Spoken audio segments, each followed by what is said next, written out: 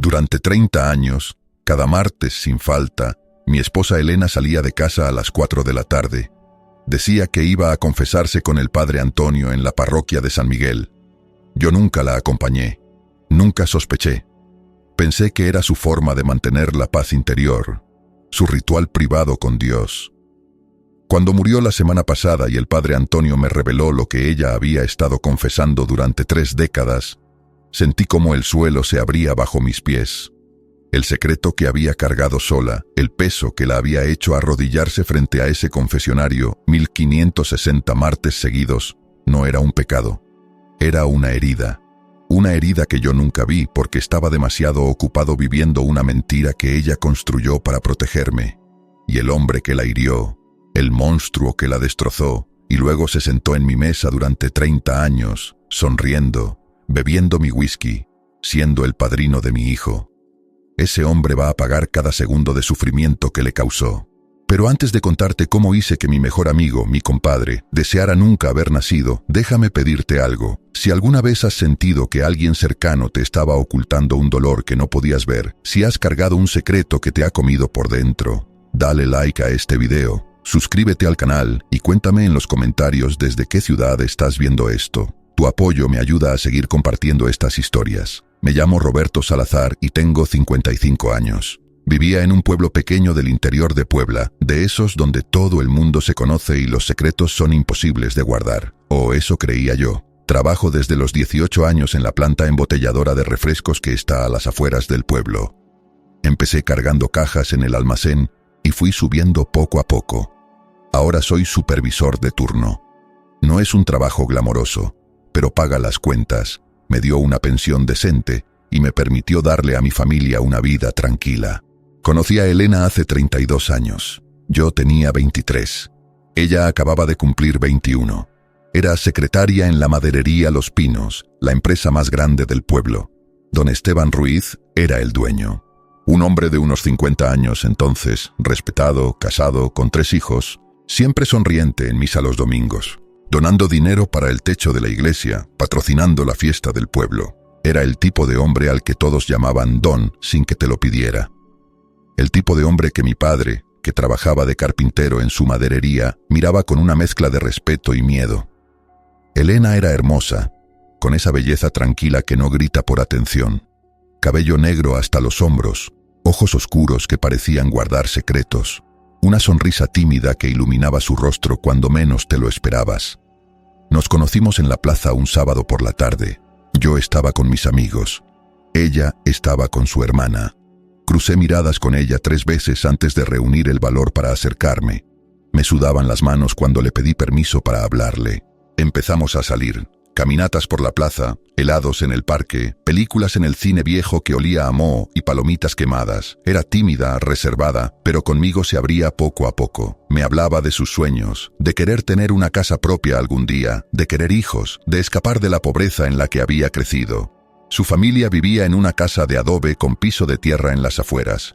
Su padre y su hermano mayor trabajaban en la maderería de Don Esteban.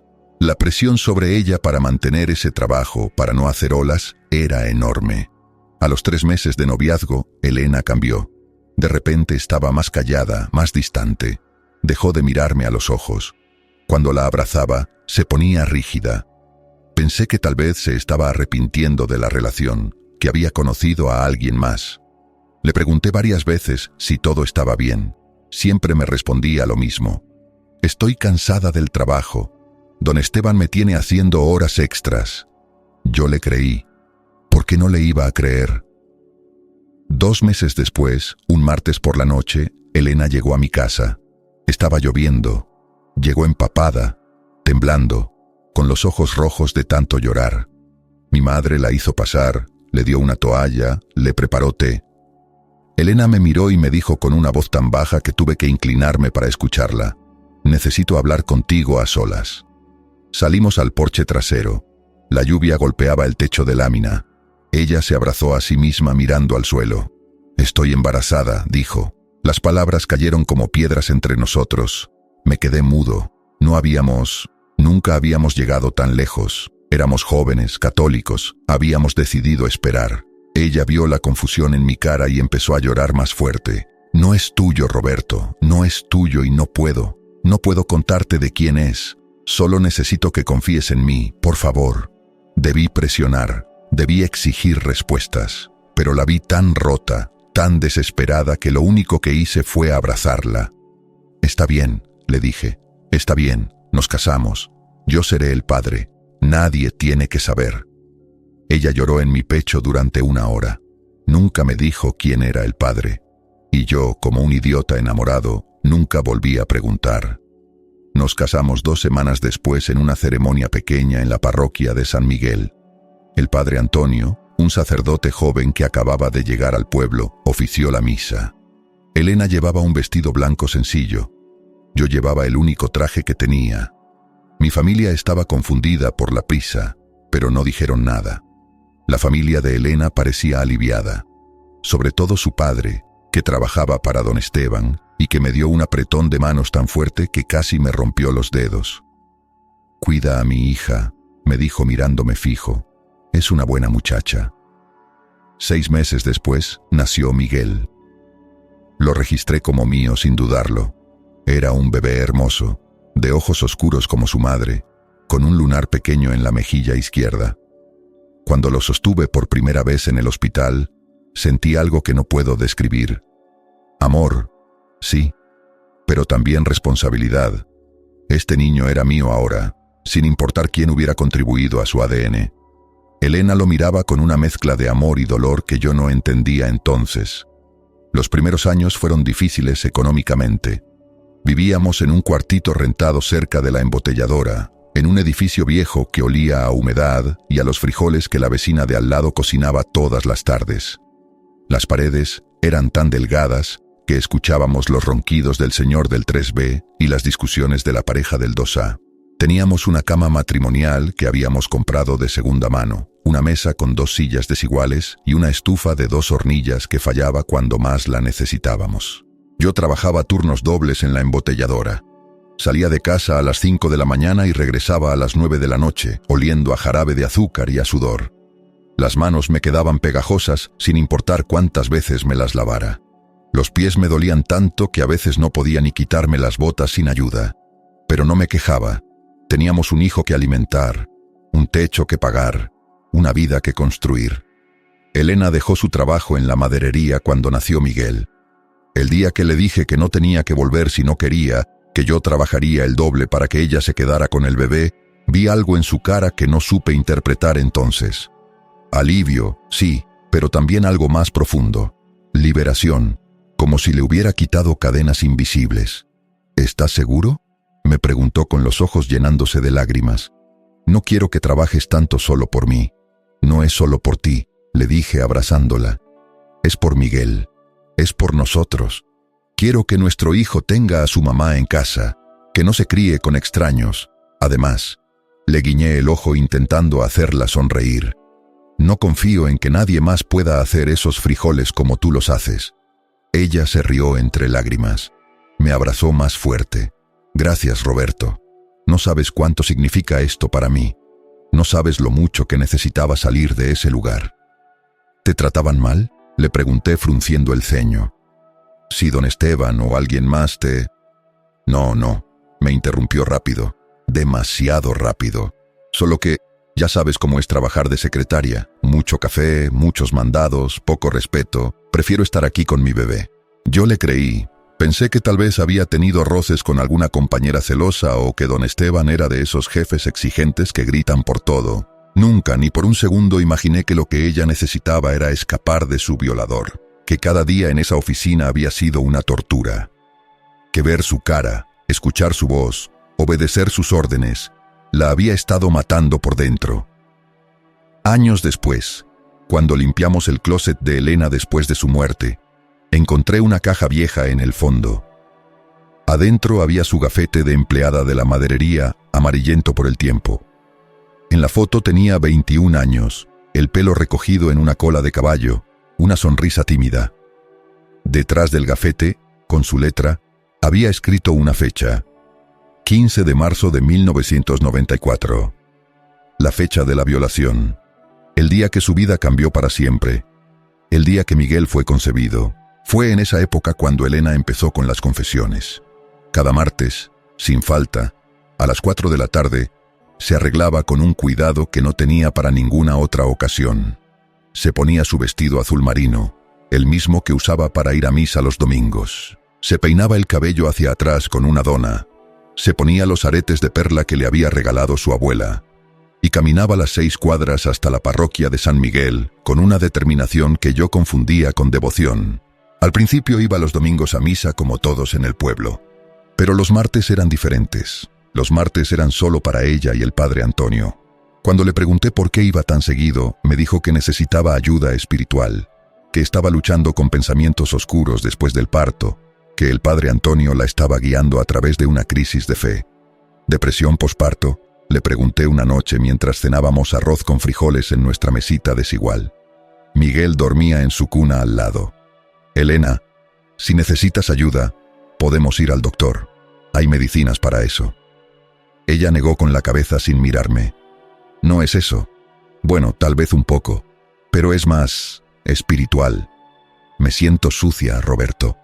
Me siento como si hubiera hecho algo malo y necesito que Dios me perdone. ¿Qué pudiste haber hecho de malo?, le pregunté tomándole la mano. Eres la mejor persona que conozco. Eres una madre maravillosa, una esposa perfecta. Ella retiró la mano y se la llevó a la cara para limpiarse lágrimas que yo no había visto caer. No soy perfecta. Tengo secretos, cosas que no puedo decirte, cosas que solo Dios puede perdonar. Debí presionar. Debí exigir que me dijera qué la atormentaba tanto. Pero yo era joven, estúpido, trabajaba 16 horas al día y pensaba que los problemas de las mujeres después del parto eran normales y pasajeros. Está bien, le dije besándole la frente. Ve al padre Antonio todos los martes que necesites. Si eso te da paz, ve. Y fue. Durante 30 años. 1560 martes. Incluso cuando estaba enferma con gripa, incluso cuando llovía a cántaros, incluso cuando Miguel era pequeño y lloraba por ella, incluso cuando yo le suplicaba que se quedara porque tenía fiebre de 39 grados y apenas podía caminar. Es mi momento con Dios, decía siempre. No puedo faltar, es lo único que me mantiene cuerda. Hubo señales, tantas señales que no vi porque estaba ciego. Cuando Miguel cumplió 5 años e hicimos una fiesta en el patio de la casa que acabábamos de comprar, Elena estuvo radiante todo el día. Había hecho un pastel de 3 leches, había decorado con globos azules, había invitado a toda la familia.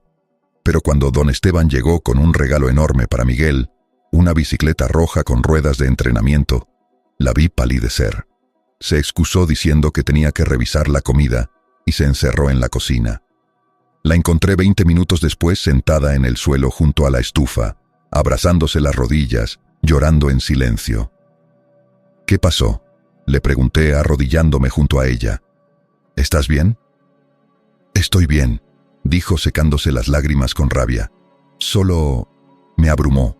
Tanto regalo, tanta generosidad. No lo merecemos. Claro que lo merecemos, le dije abrazándola. Esteban es generoso porque nos quiere, porque somos familia. Ella se apartó de mi abrazo.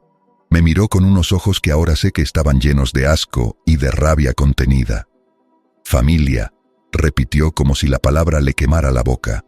Sí, eso es lo que somos. Otra señal. Cuando Miguel tenía 10 años, don Esteban lo invitó a pasar un fin de semana en su rancho. Para que conozca los caballos, dijo. Para que se haga hombre. Tú también puedes venir, Roberto, pero sé que trabajas los sábados. Elena se opuso con una fuerza que me sorprendió. No va, dijo cortante. Es muy pequeño. Se puede caer de un caballo. Puede pasar cualquier cosa. Elena, le dije sorprendido por su tono. Don Esteban sabe de caballos. No va a dejar que le pase nada a Miguel. Además, sería bueno para el niño. Nunca ha salido del pueblo. Dije que no va, repitió ella con los ojos encendidos. Fue la única vez en 30 años que la vi desafiarme abiertamente. Si tanto quieres que vaya, entonces vas tú con él. Pero no lo voy a dejar solo con él. Don Esteban levantó las manos en gesto de paz. Tranquila, comadre. No quiero causar problemas. Si te incomoda, no hay problema. Otro día será. Pero su sonrisa mientras decía eso era de triunfo. Como si le gustara ver a Elena alterada, como si disfrutara su poder sobre ella. Yo no vi nada de eso entonces. Solo vi a mi esposa siendo irracionalmente protectora. Esa noche, en la cama, le pregunté qué había pasado. ¿Por qué te pusiste así? Don Esteban solo quería hacer algo lindo por Miguel. No confío en él, dijo ella mirando al techo en la oscuridad. Sé que es tu compadre, sé que ha sido generoso con nosotros, pero hay algo en él que no me gusta, algo en cómo mira, algo en cómo sonríe. ¿Cómo te mira a ti?, le pregunté sintiendo por primera vez una pizca de celos. ¿Te ha insinuado algo? ¿Por qué sí? No. Me interrumpió girándose para darme la espalda. No me mira a mí.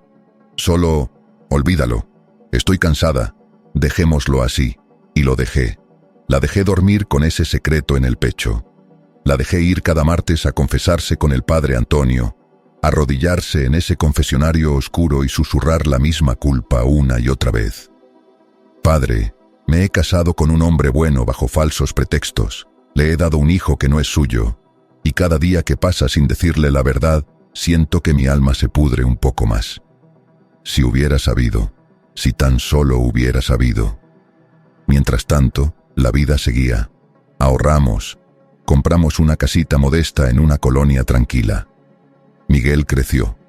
Era un niño inteligente, curioso, con el mismo temperamento tranquilo de su madre.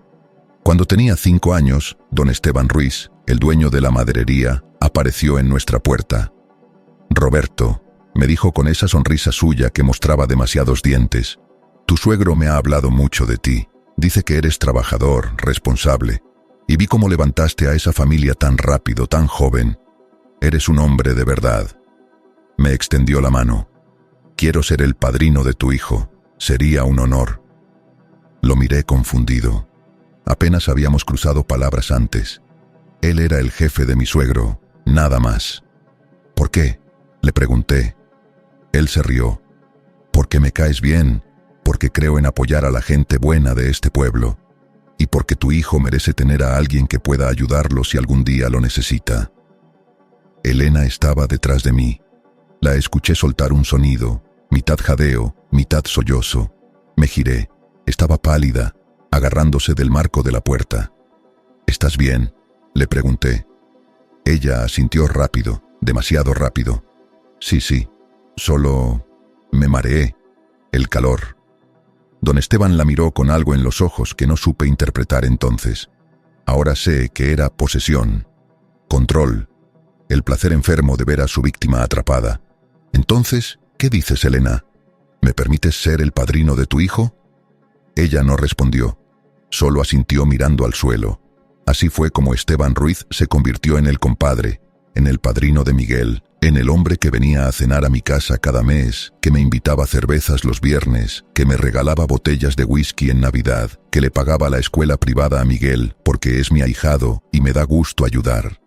Durante 30 años, ese hombre se sentó en mi mesa, cargó a Miguel cuando era bebé, lo llevó a su primera comunión, le regaló su primer balón de fútbol, su primera bicicleta, dinero para su graduación de preparatoria, más dinero para la universidad. Era generoso, amable, siempre sonriente.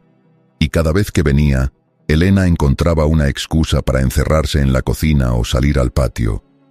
Yo pensaba que era porque no le caía bien, que tal vez era demasiado presumido para su gusto. «Es tu compadre», le decía yo. «Sé que es un poco payaso, pero nos ha ayudado mucho». Ella solo asentía y seguía cortando verduras mirando al suelo. Miguel creció creyendo que Esteban era un tío generoso, un segundo padre, lo admiraba. Decía que cuando fuera grande quería ser empresario como su padrino. Yo me sentía orgulloso de que mi hijo tuviera esa figura masculina fuerte en su vida, alguien exitoso que podía guiarlo. ¡Qué idiota fui! Los años pasaron.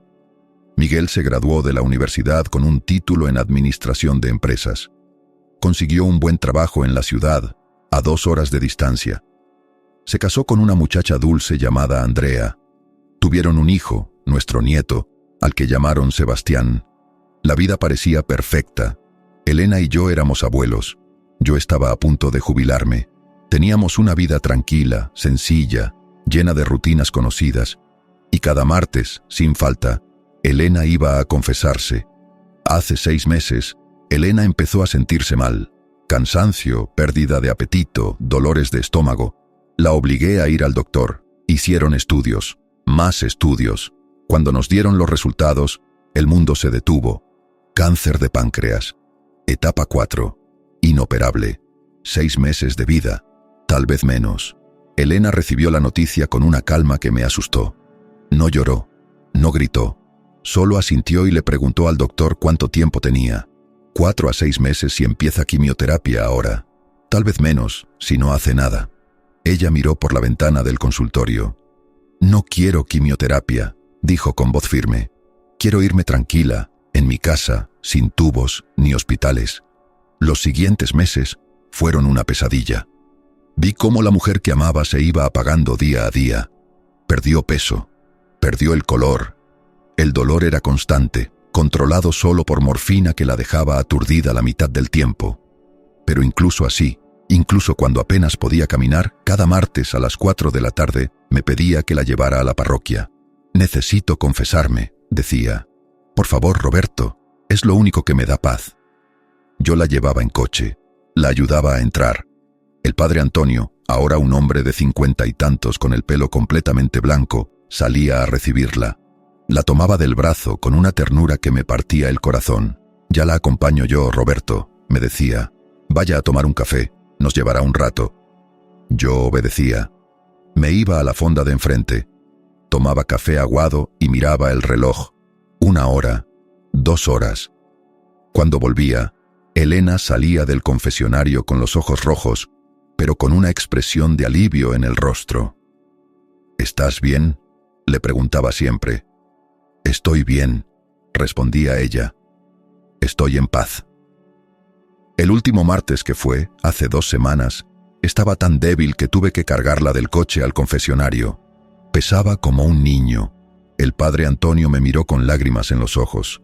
Roberto, me dijo, tal vez sea la última vez, déjenos un tiempo a solas. Asentí y salí. 2 horas después, cuando regresé, Elena estaba sentada en una banca, pálida como un papel. El padre Antonio estaba a su lado, sosteniéndole la mano. Me vieron entrar y ambos se quedaron en silencio. ¿Qué pasa?, pregunté. Elena me miró. Llévame a casa, Roberto. Estoy cansada. 3 días después, Elena entró en coma. El doctor dijo que era cuestión de horas, tal vez un día. Miguel llegó de la ciudad con Andrea y el bebé. Nos sentamos alrededor de su cama, viendo cómo su respiración se volvía cada vez más débil, más espaciada. En un momento, cerca de la medianoche, Miguel y Andrea salieron a tomar aire. Me quedé solo con Elena. Le sostuve la mano. Estaba fría. Elena, le susurré, te amo. Siempre te amé. Desde ese primer día en la plaza, gracias por darme una vida hermosa. Gracias por Miguel. Gracias por todo. Sus párpados se movieron. Abrió los ojos con un esfuerzo enorme. Me miró. Sus labios se movieron. Me incliné para escucharla. Padre Antonio, susurró con una voz que era apenas un hilo. Habla con el padre Antonio. Él te dirá, perdóname, Roberto, perdóname. ¿Perdonarte qué?, le pregunté sintiendo cómo el pánico me apretaba el pecho. ¿Qué tengo que perdonarte? Pero sus ojos ya se habían cerrado. Su respiración se detuvo. El monitor empezó a pitar. Miguel y Andrea entraron corriendo. Los médicos llegaron, pero ya no había nada que hacer. Elena había muerto, y sus últimas palabras habían sido una orden. Habla con el padre Antonio. El funeral fue 2 días después.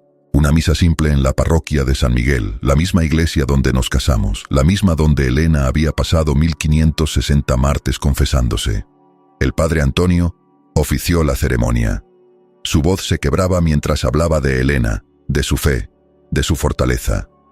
Era una mujer de gran coraje, dijo mirándome directo. Cargó un peso que pocos habrían podido soportar. Don Esteban estaba en la primera fila, llorando como si fuera familia. Abrazó a Miguel, le puso la mano en el hombro. «Tu madre era una santa», le dijo. «Una verdadera santa». Yo lo escuché y sentí una punzada de rabia que no entendí entonces. Después del entierro, cuando todos se fueron, me quedé en el cementerio mirando la tumba fresca. El padre Antonio se acercó. «Roberto», me dijo, «necesito hablar contigo. Ven mañana a la parroquia, a las 4 de la tarde». «¿Qué pasa, padre?», le pregunté. «¿Tiene que ver con lo que Elena me dijo antes de morir?». Él asintió. «Tiene que ver con todo, con 30 años de secretos, con una promesa que le hice y que ahora estoy libre de cumplir porque ella me dio permiso antes de partir». Al día siguiente, a las 4 en punto, entré a la parroquia. Estaba vacía. El padre Antonio me esperaba sentado en una banca del frente. Me hizo señas para que me sentara a su lado. «Hijo», me dijo, «y nunca me había llamado hijo antes. Lo que voy a contarte va a cambiar tu vida.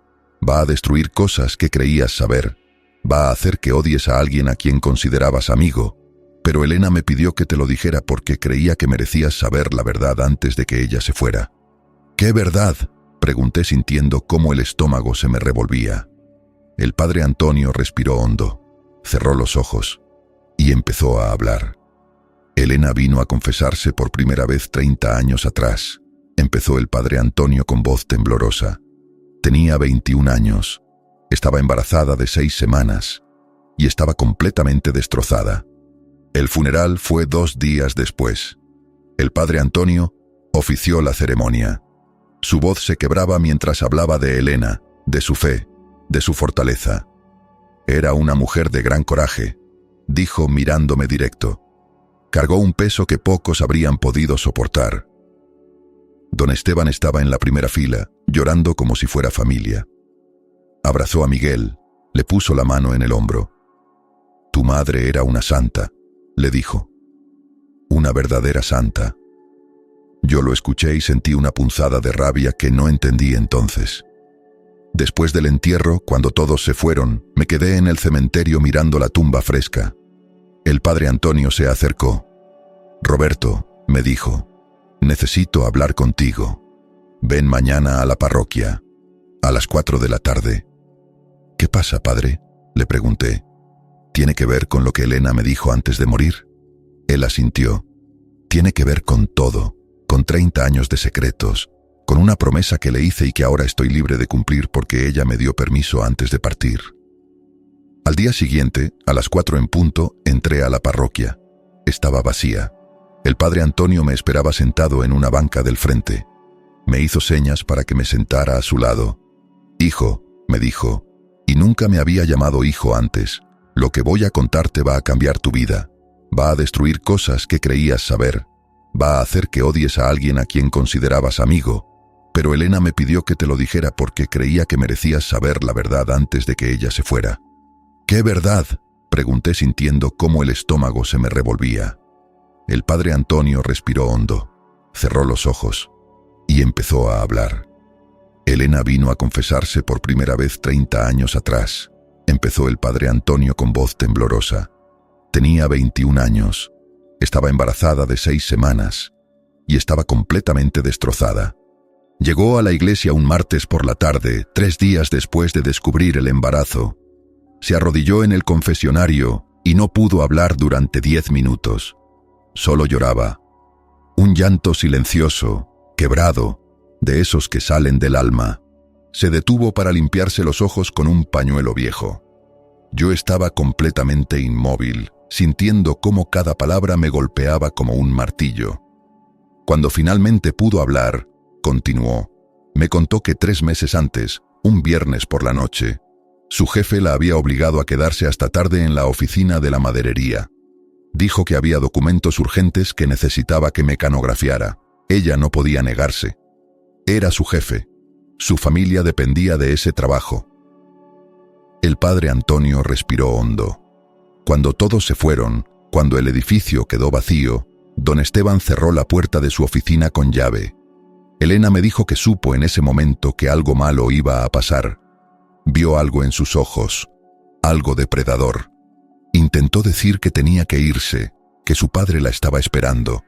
Él le dijo que se callara. Las manos me temblaban. Las apreté contra las rodillas.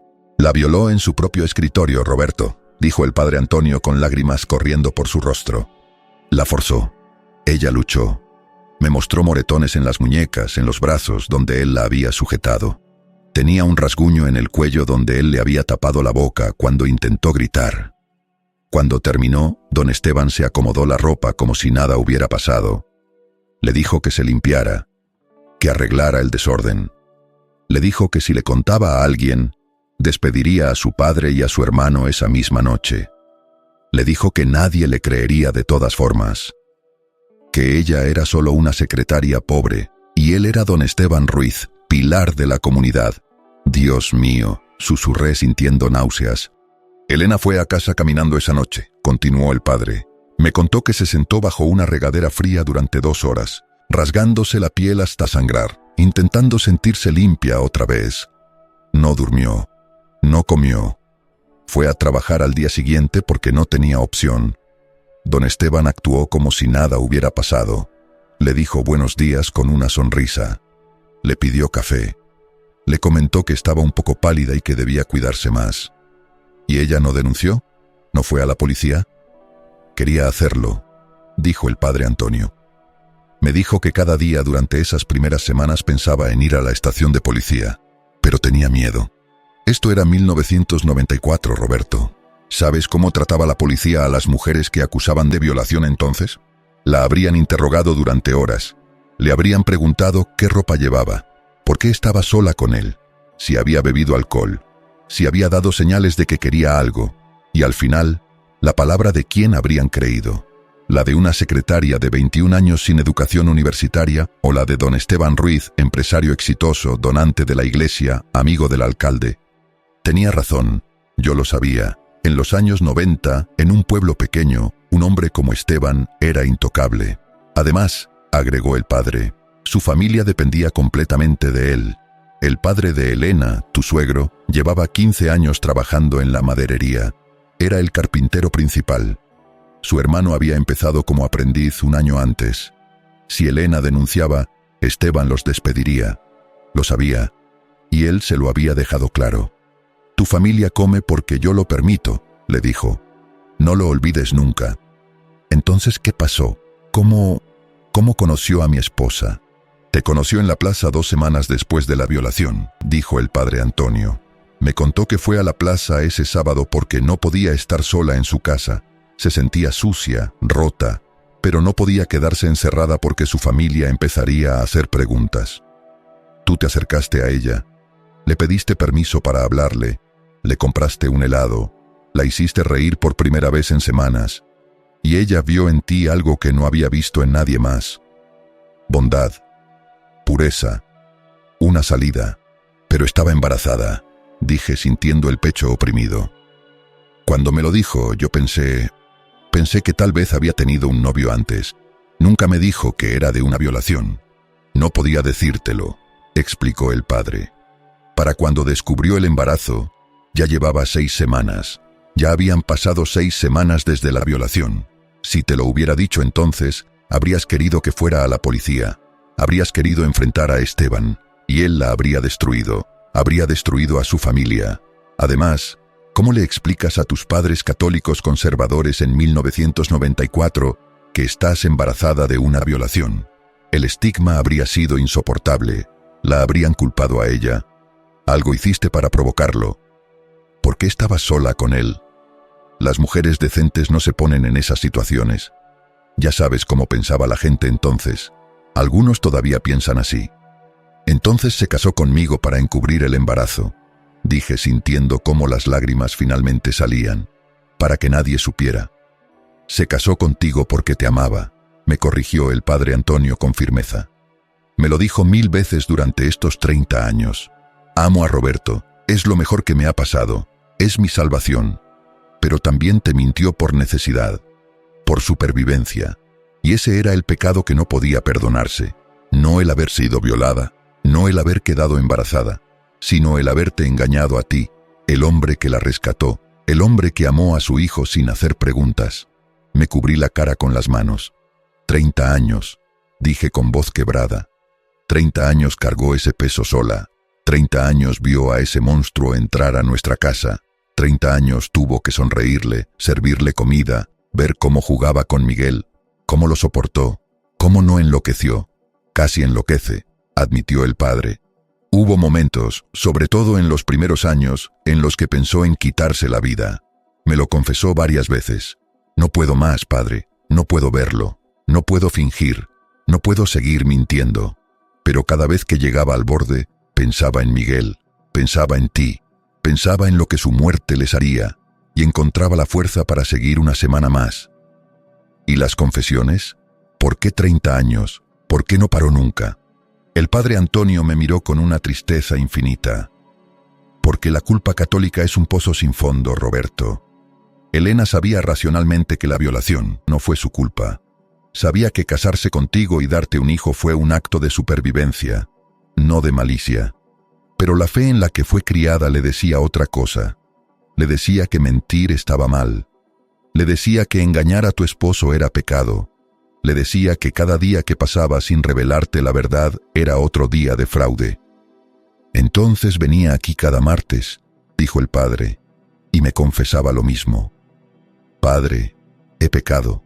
He mentido a mi esposo sobre el origen de nuestro hijo. He permitido que el hombre que me violó se haga pasar por benefactor de mi familia. He guardado un secreto que podría destruir todo lo que amo, y cada martes le decía lo mismo. Hija, Dios ya te perdonó. El pecado no es tuyo. Eres víctima, no pecadora. Pero nunca me escuchó. Nunca pudo perdonarse a sí misma. ¿Y Esteban? ¿Él sabía que ella venía a confesarse? ¿Sabía de Miguel? Sabía, confirmó el padre Antonio con un tono oscuro. Elena me contó que él se lo dejó claro cuando Miguel tenía unos meses. Fue a su casa un día, según él, a conocer al bebé. La encontró sola, te habías ido a trabajar, y le dijo, mirándola directamente, «¡Qué bebé tan hermoso! Tiene mis ojos, ¿no crees?» Elena casi vomitó del shock. Ahí supo que Esteban sabía, que siempre había sabido, y que disfrutaba su poder sobre ella. Por eso se ofreció de padrino, dije sintiendo la rabia crecer hasta casi asfixiarme. Para torturarla, para recordarle constantemente lo que había hecho. Exactamente, asintió el padre. Y Elena no pudo negarse. Si se oponía demasiado, tú habrías sospechado. Habrías hecho preguntas. Esteban la tenía exactamente donde quería, en una trampa de la que no había salida. Me senté de nuevo. Las piernas no me sostenían. ¿Miguel sabe?, pregunté. El padre Antonio negó con la cabeza. Elena me hizo prometer que no se lo diría a menos que tú decidieras hacerlo. Creía que Miguel merecía vivir sin esa carga, que había sido un buen hijo, un buen hombre, y que saber la verdad solo lo destruiría. ¿Y yo?, pregunté con voz rota. ¿Yo no merezco estar destruido? ¿Descubrir que mi mejor amigo, mi compadre, es un violador que torturó a mi esposa durante 30 años? Elena sabía que te destruiría, dijo el padre Antonio. Por eso esperó hasta el final para darte permiso de saber. Quería que pudieras hacer algo al respecto. Quería que tuvieras la oportunidad de hacer justicia ahora que ella ya no está aquí para sufrir las consecuencias. Salí de la iglesia caminando como zombi. No recuerdo cómo llegué a casa. Me senté en la sala, en el mismo sillón donde Esteban se había sentado cientos de veces, bebiendo mi whisky, riéndose de mis chistes, mirando a Elena con esos ojos que ahora entendía que no eran de compadrazgo, sino de posesión. 30 años. 30 años ese hombre había estado jugando con nosotros. Había violado a mi esposa. La había dejado embarazada. Había amenazado a su familia. Y luego, como si no fuera suficiente, se había insertado en nuestras vidas como padrino, como amigo, como benefactor. Había torturado a Elena cada vez que entraba por esa puerta, y yo, como un idiota ciego, le había dado la bienvenida. Miguel me llamó esa noche. «Papá, ¿estás bien? Te escuchas raro». «Estoy bien, hijo», mentí. «Solo cansado. Extraño a tu mamá». «Yo también», dijo con voz quebrada. «Oye, el padrino Esteban quiere organizar una comida en honor a mamá el próximo sábado, en su casa. Dice que quiere reunir a toda la familia, hacer un brindis por ella. ¿Vas a ir?» Una comida en honor a Elena, organizada por el hombre que la violó. El universo tenía un sentido del humor cruel. Sí, dije despacio, voy a ir. Dile a Esteban que ahí estaré. Pasé los siguientes días en un estado de rabia controlada que nunca había experimentado. No dormía. Cuando intentaba cerrar los ojos, veía a Elena. La veía joven, asustada, en esa oficina. Veía sus muñecas magulladas. Veía el miedo en sus ojos. Y luego veía a Esteban, sonriendo en mi mesa, bebiendo mi whisky, jugando con Miguel como si fuera un abuelo amoroso. La rabia era como ácido en mis venas, pero debajo de la rabia había algo más frío, más calculado. Un plan que se iba formando en mi mente como una tormenta que se acumula en el horizonte. No iba a matarlo. Sería demasiado fácil, demasiado rápido, demasiado misericordioso. Quería que sufriera. Quería que perdiera todo como Elena lo perdió todo. Quería que sintiera el mismo miedo, la misma impotencia, la misma vergüenza que ella sintió durante 30 años. Y entonces recordé algo. Una conversación hace 5 años, en mi porche, un sábado por la noche. Esteban había venido a cenar. Elena se había encerrado en la cocina con excusas de lavar platos. Yo había sacado una botella de whisky bueno que había estado guardando. Esteban bebió demasiado. Se puso locuaz. Empezó a presumir de cosas que un hombre sobrio nunca admitiría. «Sabes, compadre», me había dicho con la lengua pesada, inclinándose hacia mí con aliento a alcohol. «El secreto para mantenerse rico en este país es no dejar que el gobierno meta sus narices en todo tu dinero». Se rió. «Tengo cuentas en Panamá, bancos privados, el SAT ni siquiera sabe que existen. Guardo ahí el 30% de lo que gano cada año, limpio, seguro, lejos de los burócratas». Yo había asentido, medio impresionado, medio incómodo. «¿Y si te atrapan?» «¿Atraparme? Por favor, tendría que denunciarse a alguien que supiera exactamente dónde buscar, y nadie lo sabe excepto yo». Me guiñó el ojo. «Bueno, ahora tú también.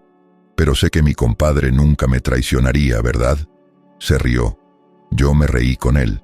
Porque éramos compadres, porque éramos familia, porque yo era un idiota que no sabía que el hombre sentado frente a mí había violado a mi esposa y había estado torturándola psicológicamente durante décadas. Ahora esa información era una bomba nuclear en mis manos. Fui a la biblioteca municipal al día siguiente. Usé una de las computadoras públicas. Busqué todo lo que pude sobre evasión fiscal, cuentas offshore, lavado de dinero. Aprendí que el SAT, el Servicio de Administración Tributaria, tenía un programa de denuncias anónimas. Aprendí que si alguien proporcionaba información detallada sobre evasión fiscal a gran escala, la autoridad estaba obligada a investigar. Llamé a mi primo Javier, el que trabaja como contador en la ciudad. Le invité a comer. Le dije que necesitaba asesoría sobre unos trámites de mi jubilación. Él vino el viernes. Comimos tacos en un puesto en el mercado. «Primo», le dije cuando terminamos de comer, «déjame preguntarte algo hipotético. Si alguien, no yo, pero alguien, supiera de un empresario que está evadiendo impuestos a gran escala, ¿qué pasaría si lo reportara?». Javier me miró con curiosidad. «Hipotéticamente». Asentí. Él se limpió las manos con una servilleta. «Bueno, hipotéticamente, si esa persona tiene pruebas sólidas o información específica sobre dónde buscar, el SAT estaría obligado a iniciar una auditoría. Si encuentran evasión fiscal por cantidades significativas, estamos hablando de multas que pueden llegar al 200% del impuesto evadido. Y si además hay cuentas offshore no declaradas, eso es delito grave, cárcel de 3 a 9 años según la cantidad. Y si la denuncia es anónima, aún mejor, el denunciante queda protegido. El SAT solo se enfoca en investigar al señalado». Me miró fijo. «Roberto, ¿estás pensando en denunciar a alguien?». «Solo curiosidad», dije tratando de sonar casual. «He escuchado rumores en el pueblo sobre ciertos empresarios, nada más». Javier no me creyó completamente, pero tampoco presionó. Nos despedimos con un abrazo. Esa noche, en la privacidad de mi casa vacía, me senté a escribir la denuncia. No en mi computadora, en papel, a mano, con letra distinta a la mía. Escribí todo lo que Esteban me había contado. Los bancos en Panamá, las cantidades aproximadas, los años de evasión, los documentos que probablemente tenía escondidos. Fui específico, muy específico. Mencioné que Maderería Los Pinos declaraba solo 70% de sus ganancias reales, que Esteban Ruiz, su dueño, tenía al menos 3 cuentas en bancos panameños bajo su nombre, que había estado evadiendo impuestos desde al menos el año 2000. Metí la denuncia en un sobre. La llevé personalmente a las oficinas del SAT en la ciudad capital. 2 horas en autobús. La entregué en la ventanilla de denuncias anónimas. La mujer que me atendió ni siquiera me pidió identificación. ¿Tiene pruebas físicas?, preguntó revisando mi escrito. Esa información debería ser suficiente para saber dónde buscar, dije. Si investigan bien, van a encontrar todo. Ella asintió, selló el sobre, me dio un número de folio. Gracias por su colaboración ciudadana. Si la denuncia procede, se iniciará una investigación en las próximas semanas. Regresé al pueblo sintiendo una mezcla de anticipación y miedo. Había activado algo que ya no podía detener, como tirar una piedra desde lo alto de una montaña y ver cómo provoca una avalancha.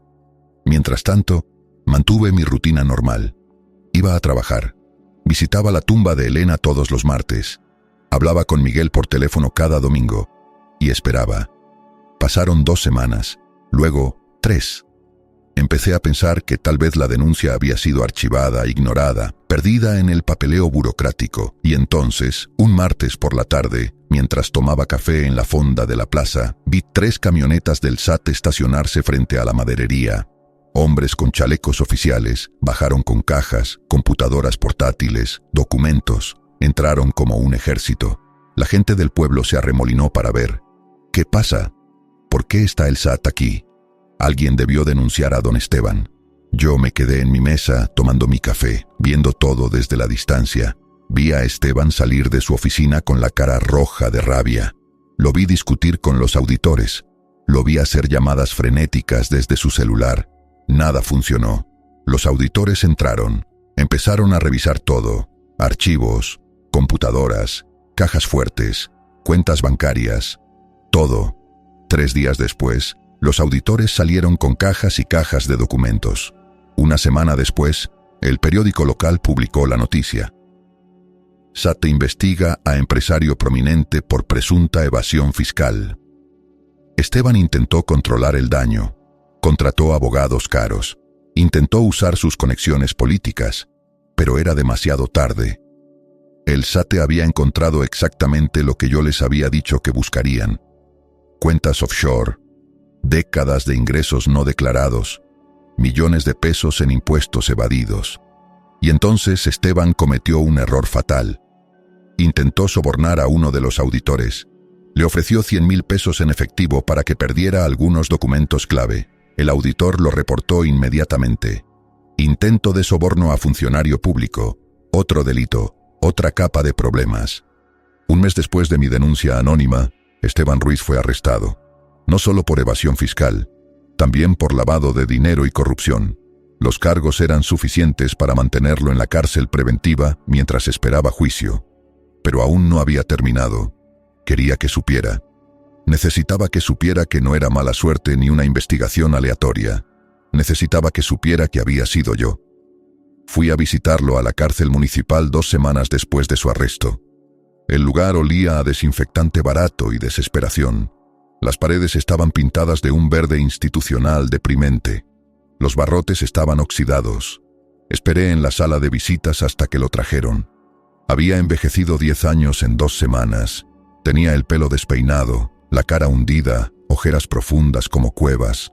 Las manos le temblaban mientras se sentaba frente a mí separado por una mampara de plástico rayado. «Roberto», dijo con voz ronca, «gracias por venir. Gracias. Necesito tu ayuda. Necesito dinero para pagar mejores abogados. Los que tengo no sirven para nada. Por favor, compadre. Somos familia. He ayudado a tu familia durante 30 años. Ahora te toca ayudarme». Lo dejé hablar. Lo dejé suplicar. Lo dejé aferrarse a la esperanza de que yo era el mismo idiota confiado de siempre. Luego me incliné hacia adelante, acercando mi cara a la mampara, y dije en voz baja y fría, «Sé lo que le hiciste a Elena. El color se le fue de la cara como si alguien hubiera abierto un grifo. Se quedó inmóvil, con la boca entreabierta, los ojos súbitamente alertas con miedo. Sé lo que hiciste hace 30 años, continué. Sé que la violaste en tu oficina, sé que quedó embarazada, sé que Miguel es tu hijo biológico, sé todo. ¿Cómo?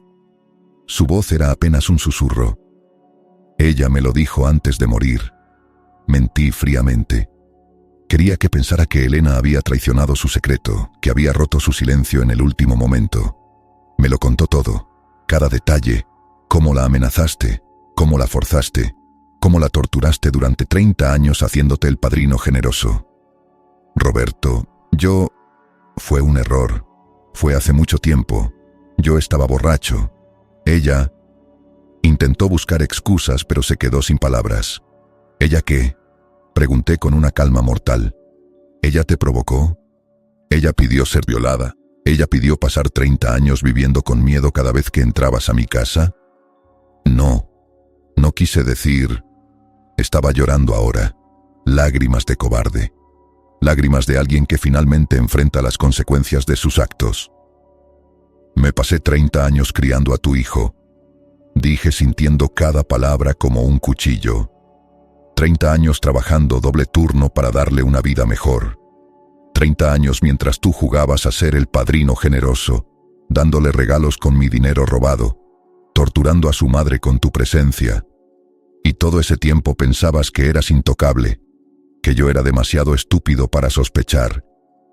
Por favor, rogó extendiendo las manos temblorosas. Por favor, Roberto, perdóname. Fue un error. Estaba enfermo. No sabía lo que hacía. Sabías exactamente lo que hacías, dije poniéndome de pie. La amenazaste para que se callara. Te aseguraste de que su familia dependiera de ti para mantenerla atrapada. Y luego tuviste el descaro de entrar a mi casa, sentarte en mi mesa, hacerte el tío bueno con el hijo que engendraste por violación. Roberto, espera.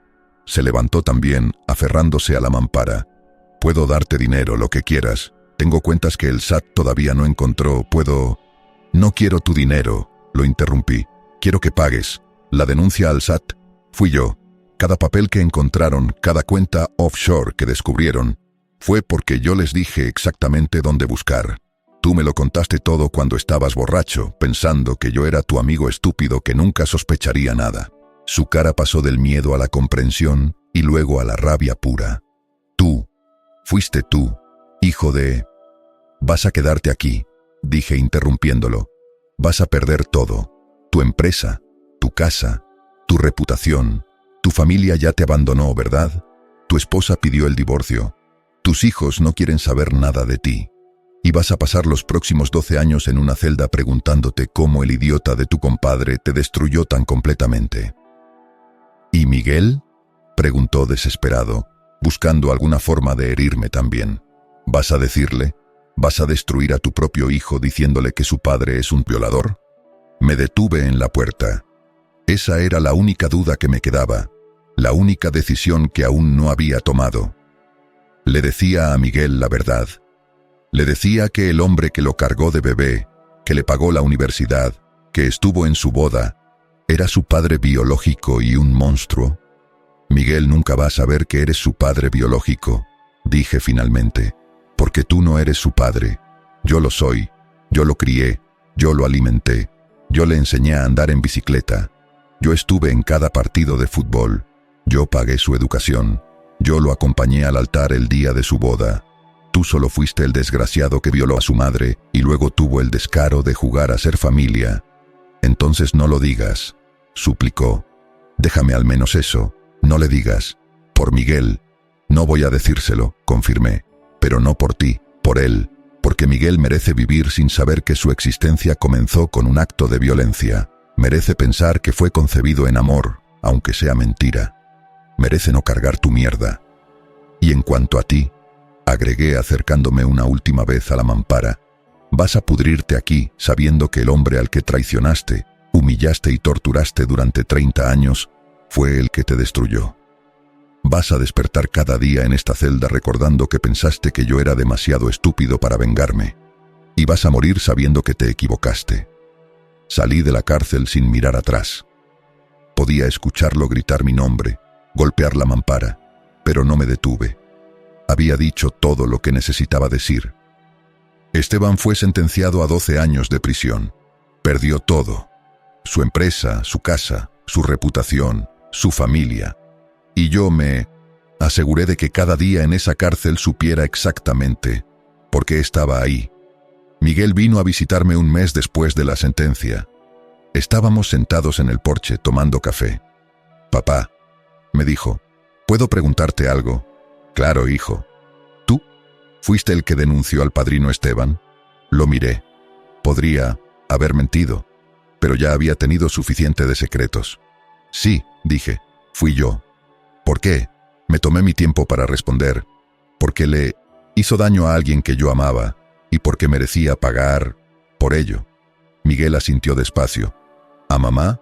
«Sí», dije, «a tu mamá». No preguntó más. No necesitaba saber los detalles. Solo necesitaba saber que su padre había defendido el honor de su madre, y eso le bastó. Ahora, 6 meses después de la muerte de Elena, vivo solo, en la casa que construimos juntos. Sigo yendo a visitarla, al cementerio cada martes a las 4 de la tarde.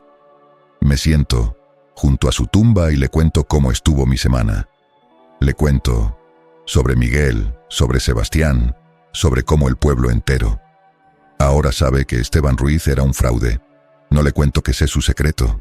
No le cuento que el padre, Antonio, me lo reveló todo. Prefiero recordarla como la mujer valiente que soportó 30 años de tortura silenciosa para proteger a su familia, la mujer que me amó lo suficiente como para cargar ese peso sola, y cada martes antes de irme le digo lo mismo. Hice los que me pediste, Elena. Hablé con el padre Antonio, supe la verdad y me encargué de que ese monstruo pagara. Ahora puedes descansar en paz. Te amo.